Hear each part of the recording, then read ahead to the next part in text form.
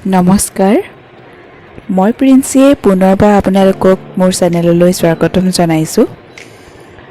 আশা ৰাখিছোঁ সকলো ভালে আছে নিশ্চয় আৰু ভালে থাকিব।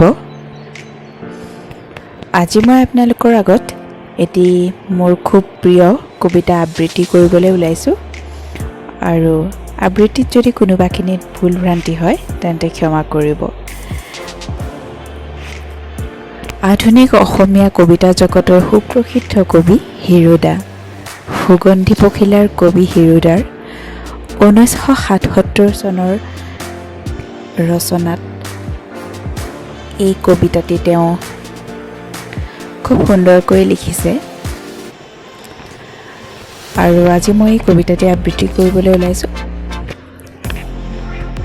কবিতাৰ নাম প্ৰেমৰ দাবী যে বহুত। দুখে যেতিয়া কবিতা লিখে মোৰ হাতেৰে, মোৰ আঙুলিত আহি নিজাৰ পৰে সখীয়তী ৰ'দ, কান্ধৰ পৰা নমাই থলা সপোন, গালে মুখে বিষাদৰ ছাঁ, শিতানত সহজ সঁচাৰ কাঠি, হেতা মুখত উবুৰি খাই পৰে আষাৰৰ অমল পূৰ্ণিমা।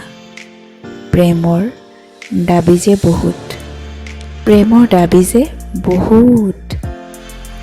দুখে মোৰ ঘৰ হেৰুৱাই কান্দে কবিতাৰ আখৰে আখৰে।